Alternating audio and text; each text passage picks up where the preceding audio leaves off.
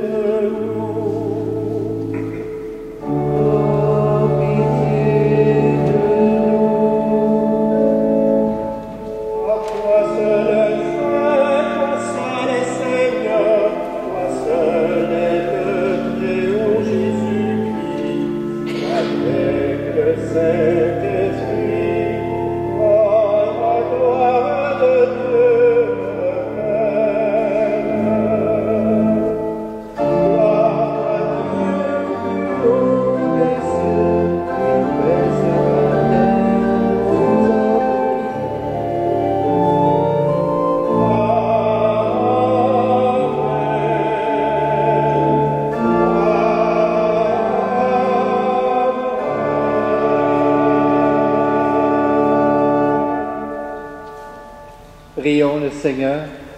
Dieu qui est bon et tout-puissant, éloigne de nous tout ce qui nous arrête, afin que sans aucune entrave, ni d'esprit, ni de corps, nous soyons libres pour accomplir ta volonté, par Jésus le Christ, notre Seigneur.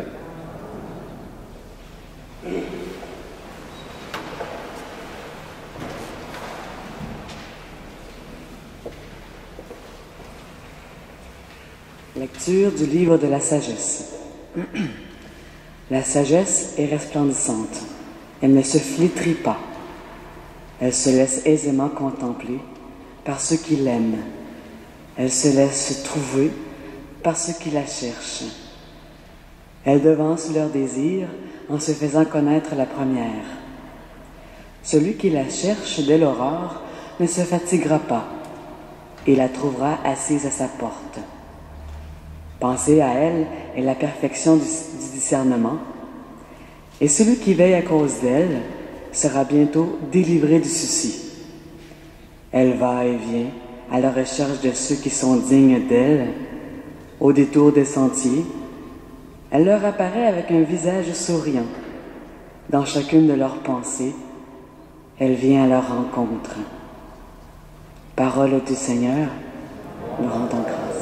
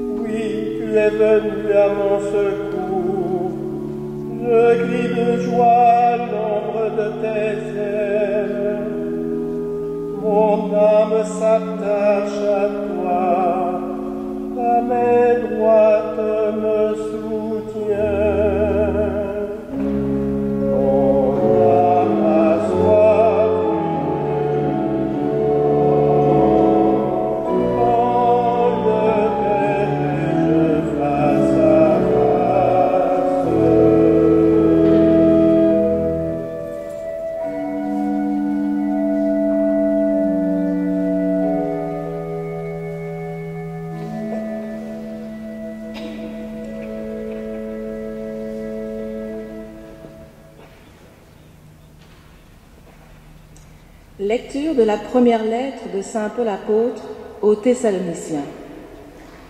Frères et sœurs, nous ne voulons pas vous laisser dans l'ignorance au sujet de ceux qui se sont endormis dans la mort. Il ne faut pas que vous soyez abattus, comme les autres qui n'ont pas d'espérance.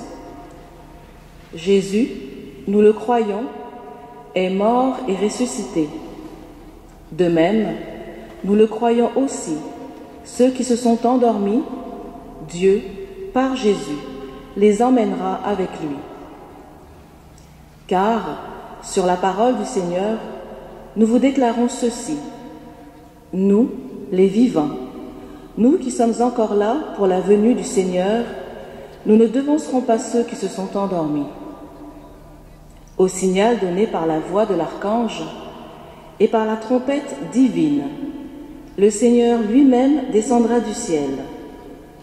Et ceux qui sont morts dans le Christ ressusciteront d'abord. Ensuite, nous les vivants, nous qui sommes encore là, nous serons emportés sur les nuées du ciel, en même temps qu'eux, à la rencontre du Seigneur. Ainsi, nous serons pour toujours avec le Seigneur. Réconfortez-vous donc les uns les autres avec ce que je viens de dire. Parole du Seigneur. Rendons grâce à Dieu.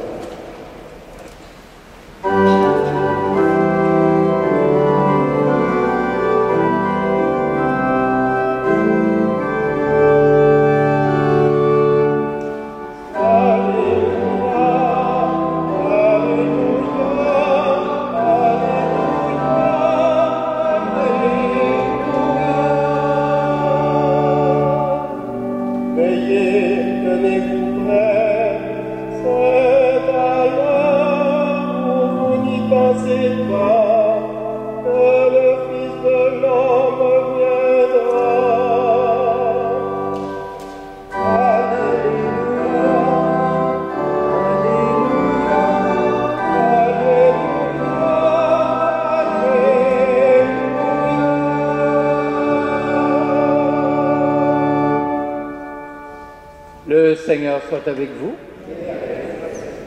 Voici maintenant la bonne nouvelle de Jésus-Christ selon saint Matthieu. Gloire à toi, Seigneur.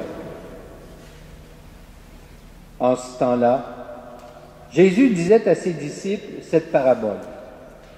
Le royaume des cieux sera comparable à 10 jeunes filles invitées à des noces qui prirent leur lampe pour sortir à la rencontre de l'époux. 5 d'entre elles étaient insouciantes et 5 étaient prévoyantes. Les insouciantes avaient pris leur lampe sans apporter d'huile, tandis que les prévoyantes avaient pris, avec leur lampe, des flacons d'huile. Comme l'époux tardait, elles s'assoupirent toutes et s'endormirent. Au milieu de la nuit, il y eut un cri. « Voici l'époux, sortez à sa rencontre. » Alors, toutes ces jeunes filles se réveillèrent et se mirent à préparer leurs lampes. Les insouciantes demandèrent aux prévoyantes, « Donnez-nous de votre huile, car nos lampes s'éteignent. » Les prévoyantes leur répondirent, « Jamais cela ne suffira pour nous et pour vous. Allez plutôt chez les marchands, vous en achetez. » Pendant qu'elles allaient en acheter, l'époux arriva. Celles qui étaient prêtes entrèrent avec lui dans la salle de noces et la porte fut fermée. Plus tard, les autres jeunes filles arrivèrent à leur tour et dirent « Seigneur, Seigneur, ouvre-nous » Il leur répondit « Amen, je vous le dis, je ne vous connais pas. Veillez donc, car vous ne savez ni le jour ni l'heure. » Acclamons la parole de Dieu.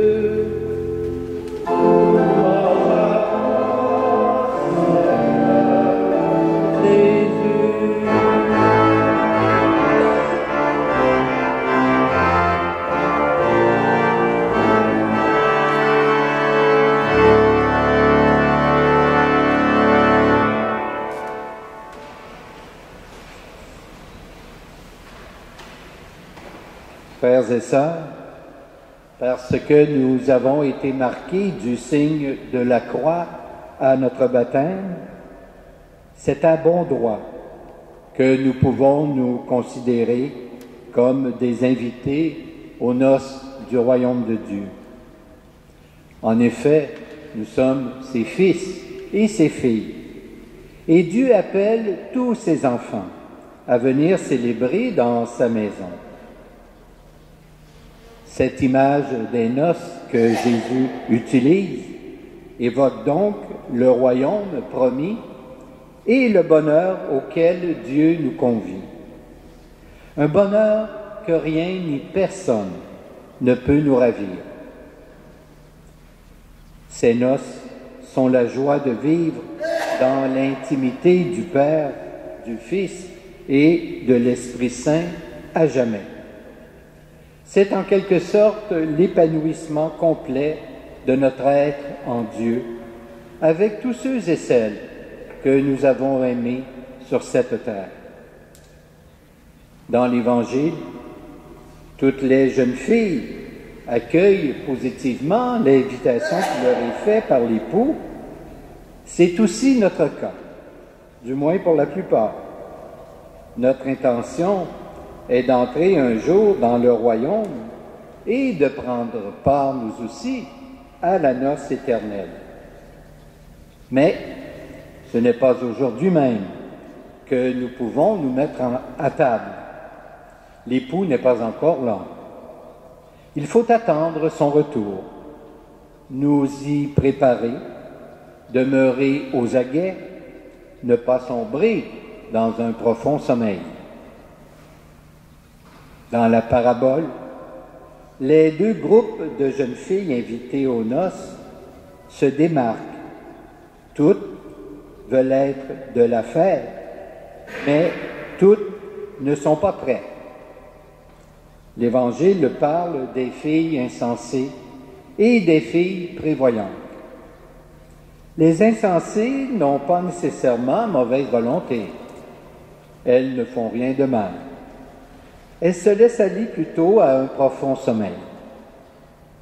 Elles ne veulent pas ou ne parviennent pas à demeurer en attente de celui qui a promis de venir ouvrir la porte, cette porte qui donne accès au banquet. Le temps qui s'écoule entre l'invitation reçue et l'arrivée de l'époux est un temps qui fait toute la différence entre celles qui sont prêtes à tout pour ne pas rater le rendez-vous, et celles qui n'ont pas eu le courage de veiller et d'attendre. Ici, nous pourrions fort bien nous interroger personnellement et essayer de voir à quel genre de filles ou de personnes nous pouvons nous identifier. Celui des filles prévoyantes ou plutôt des insouciantes. Probablement tantôt avec les unes, puis tantôt avec les autres. Les filles insensées pensaient pouvoir s'en tirer au dernier moment en demandant à leur compagne de leur prêter un peu d'huile. Mais ce sera impossible. Non pas que les filles prévoyantes ne veulent pas leur rendre service, les aider, mais que face à Dieu, à l'heure où les noces vont commencer, il y a des responsabilités personnelles à prendre et celles-ci ne peuvent pas être prises par quelqu'un d'autre.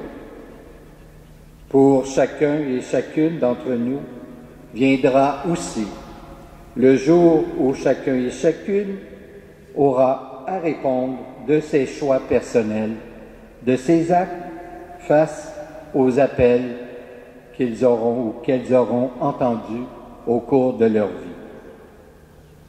L'Évangile que nous avons entendu invite vraiment au sérieux et à la prise au sérieux de nos responsabilités face à Dieu. Le texte ne dit-il pas « Veillez car vous ne savez pas ni le jour ni l'heure.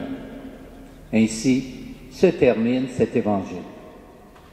Veiller, c'est-à-dire agir en être responsable, accomplir jour après jour ce que nous pouvons faire pour être dignes de l'amour dont nous sommes aimés éternellement. Amen.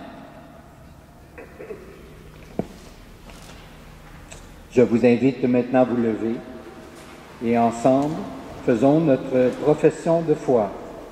Je crois en Dieu, le Père Tout-Puissant, Créateur du ciel et de la terre, et en Jésus-Christ, son Fils unique, notre Seigneur, qui a été conçu du Saint-Esprit, est né de la Vierge Marie, a souffert sous Ponce Pilate, a été crucifié, est mort et a été enseveli, est descendu aux enfers. Le troisième jour est ressuscité des morts, est monté aux cieux, est assis à la droite de Dieu, le Père Tout-Puissant, d'où il viendra juger les vivants et les morts. Je crois en l'Esprit Saint, à la Sainte Église catholique, à la communion des saints, à la rémission des péchés, à la résurrection de la chair et à la vie éternelle. Amen. Saint Paul nous invite à retenir la promesse que nous vivrons pour toujours avec le Seigneur et à nous réconforter les uns les autres. C'est pourquoi nous prions maintenant pour nos frères et sœurs qui ont besoin de notre aide. Que le Seigneur renouvelle l'espérance de l'Église qui aspire à transmettre une parole qui donne du sens à la vie des hommes et des femmes de ce temps.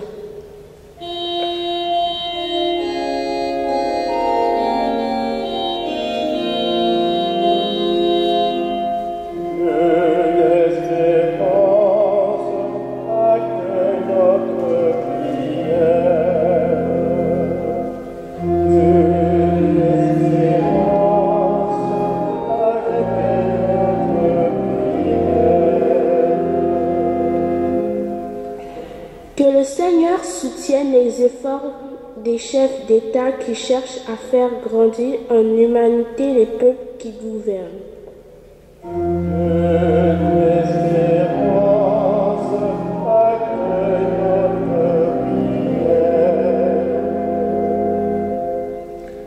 Que le Seigneur ranime notre sens des responsabilités à l'égard des malades, des pauvres et des rejetés de la société.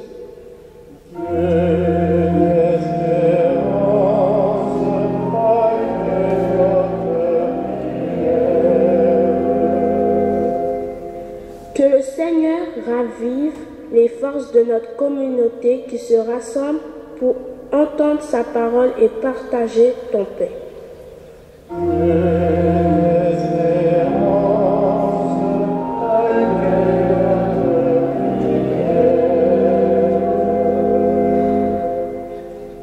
En ces temps qui sont les derniers, Seigneur, tu nous appelles à la vigilance. Que ta parole éclaire notre route et nous donne la force de soutenir nos frères et sœurs dans l'espérance. Car nous savons que nous serons pour toujours avec toi, grâce à Jésus ton Fils, notre Sauveur. Amen. Nous allons maintenant recueillir vos offrandes.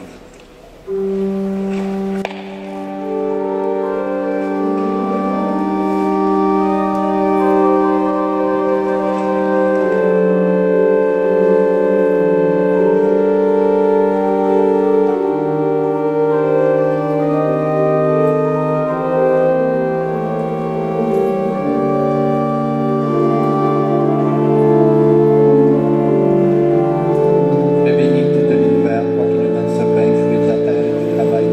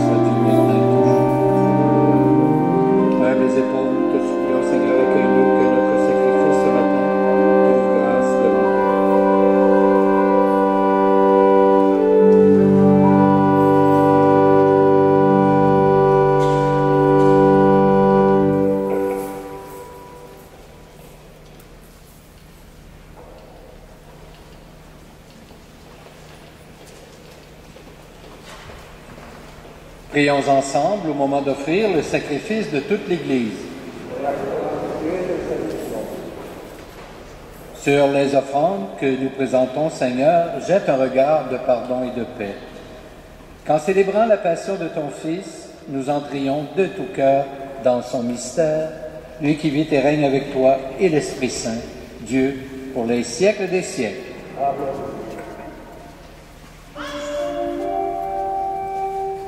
Le Seigneur soit avec vous.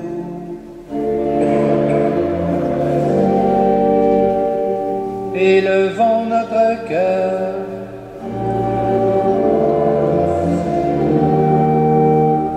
Rendons grâce au Seigneur notre Dieu.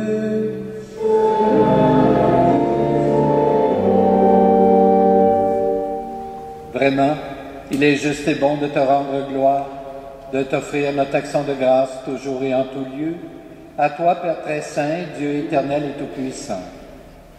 En naissant parmi les humains, il les appelle à renaître.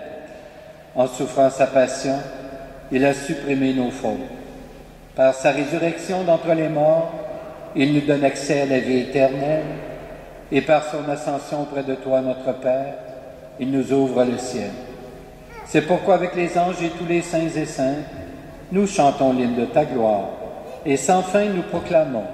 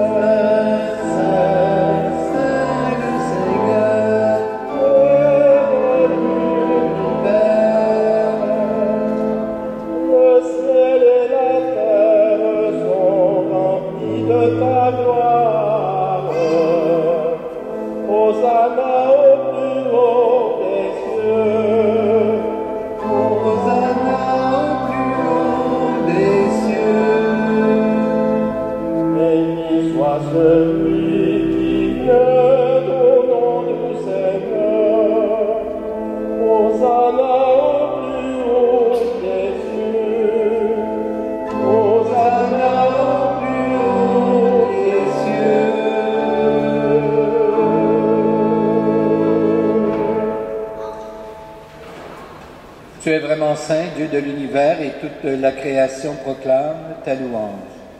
Car c'est toi qui donnes la vie, c'est toi qui sanctifies toutes choses, par ton Fils Jésus-Christ notre Seigneur, avec la puissance de l'Esprit Saint. Et tu ne cesses de rassembler ton peuple, afin qu'il te présente partout dans le monde une offrande pure. C'est pourquoi nous voici rassemblés devant toi, et dans la communion de toute l'Église, en ce premier jour de la semaine, nous célébrons le jour où le Christ est ressuscité d'entre les morts. Par lui que tu as élevé à ta droite, Dieu Tout-Puissant, nous te supplions de consacrer toi-même les offrandes que nous apportons. Sanctifie-les par ton Esprit, pour qu'elles deviennent le corps et le sang de ton Fils, Jésus-Christ notre Seigneur, qui nous a dit de célébrer ce mystère. La nuit même où il fut livré, il prit le pain. En te rendant grâce, il le bénit, il le rompit, et le donna à ses disciples en disant « Prenez et mangez-en tous. Ceci est mon corps livré pour vous. »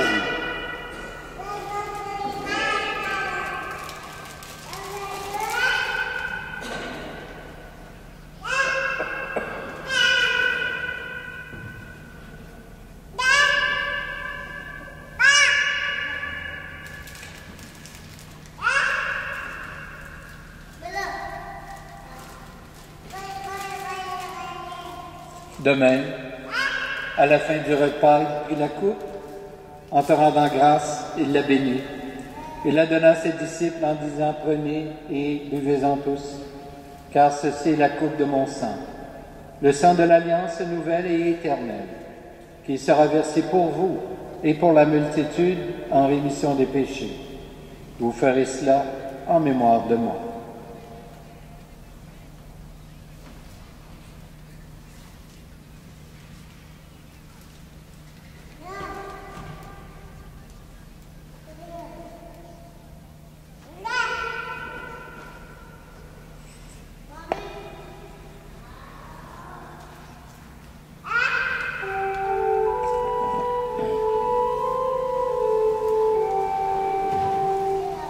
Proclamons le mystère de la foi.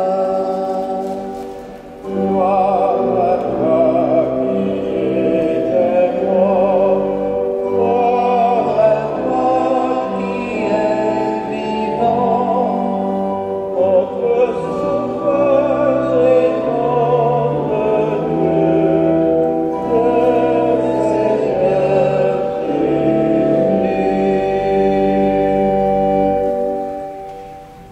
en faisant mémoire de ton Fils, de sa passion qui nous sauve, de sa glorieuse résurrection et de son ascension dans le ciel, alors que nous attendons son dernier avènement, nous présentons cette offrande vivante et sainte pour te rendre grâce. Regarde, Seigneur, le sacrifice de ton Église et daigne y reconnaître celui de ton Fils qui nous a rétablis dans ton alliance. Quand nous serons nourris de son corps et de son sang et remplis de l'Esprit Saint, accorde-nous d'être un seul corps et un seul esprit dans le Christ. Que l'Esprit Saint fasse de nous une éternelle offrande à ta gloire, pour que nous obtenions un jour les biens du monde à venir, auprès de la Vierge Marie, la bienheureuse Mère de Dieu, avec Saint Joseph, son époux, avec les apôtres, les martyrs et tous les saints et saintes, qui ne cessent d'intercéder pour nous. Et maintenant, nous te supplions, Seigneur, par le sacrifice qui nous réconcilie avec toi, étends au monde entier le salut et la paix. Affermis la foi et la charité de ton Église au long de son chemin sur la terre. Veille sur ton serviteur, le pape François, notre évêque Christian, l'ensemble des évêques, les prêtres, les diacres et tout le peuple déracheté.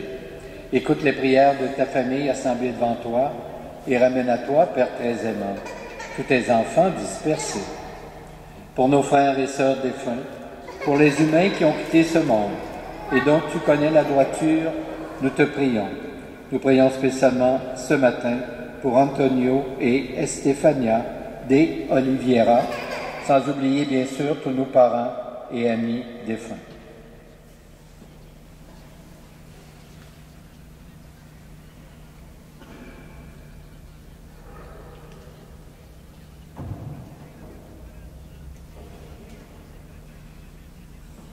Reçois-les dans ton royaume, où nous espérons être comblés de ta gloire tous ensemble et pour l'éternité, par le Christ notre Seigneur, par qui tu donnes au monde toute grâce et tout bien.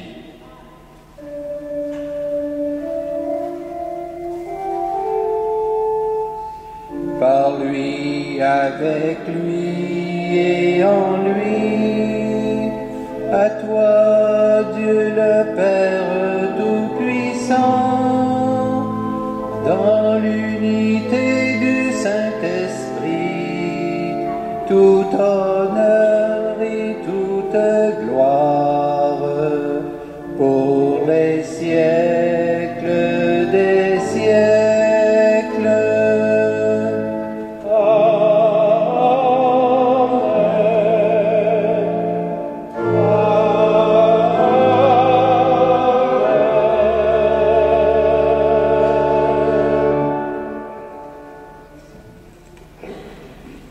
Prier, c'est aller à la rencontre du Seigneur qui toujours nous attend. Avec le Christ et sûr de notre foi, nous osons dire cette prière. Notre Père, qui es aux cieux, que ton nom soit sanctifié, que ton règne vienne, que ta volonté soit faite, sur la terre comme au ciel. Donne-nous aujourd'hui notre pain de ce jour. Pardonne-nous nos offenses, comme nous pardonnons aussi à ceux qui nous ont offensés. Et ne nous soumets pas à la tentation, mais délivre-nous du mal. Délivre-nous de tout mal, Seigneur, et donne la paix à notre temps. Par ta miséricorde, libère-nous du péché. Rassure-nous devant les épreuves en cette vie, où nous espérons le bonheur que tu promets, et le retour de Jésus-Christ, notre Sauveur.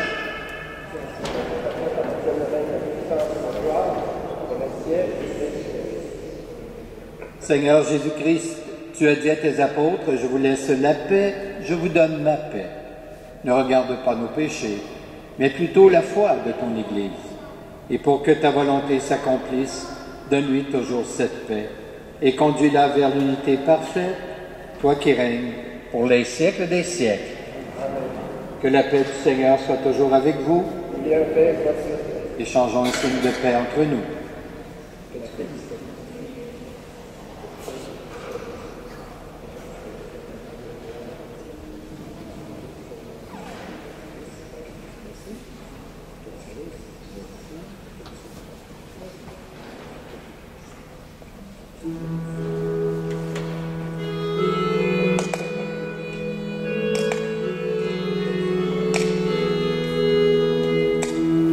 Agneau de Dieu, qui enlève le péché du monde, aie pitié de nous.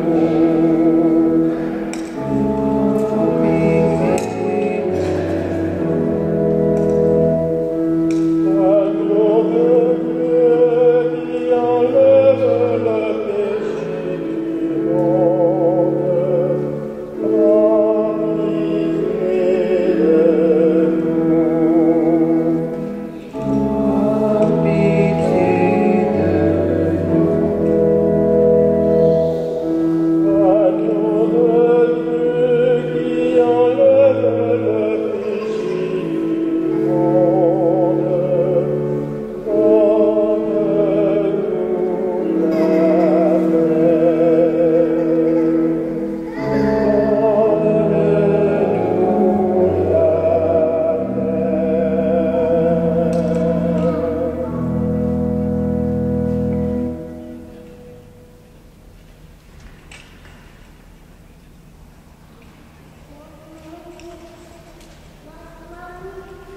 Heureuses les invités au repas du Seigneur. Voici l'agneau de Dieu qui enlève le péché du monde. Seigneur, je ne suis pas digne de te recevoir, mais dis seulement une parole et je serai guéri. Que le corps du Christ nous garde pour la vie éternelle.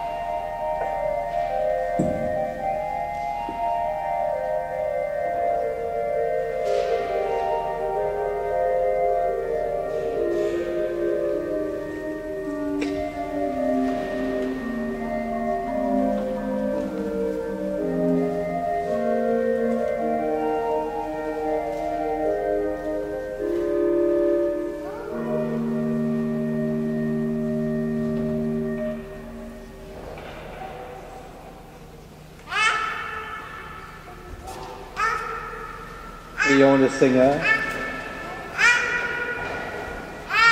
Fortifiés par cette nourriture sainte, nous t'adressons, Seigneur, nos actions de grâce et nous implorons ta miséricorde. Que l'Esprit Saint fasse persévérer dans la droiture ceux et celles qui ont reçu la force d'en haut, par Jésus le Christ, notre Seigneur. Amen. La semaine prochaine, la fin de semaine du 18 et 19 novembre, il y aura cueillette de vos dons pour la Guignolée. Alors, il y aura des personnes le samedi et le dimanche aux portes de l'Église pour recueillir vos offrandes. Merci à l'avance pour votre générosité à l'occasion des fêtes qui approchent quand même à grands pas. Le Seigneur soit avec vous Et avec votre esprit. et que Dieu Tout-Puissant vous bénisse, le Père, le Fils et le Saint-Esprit. Amen. Amen. Je vous souhaite un bon dimanche, une belle semaine. Portez-vous bien et allons dans la paix du Christ. Nous rendons grâce à Dieu.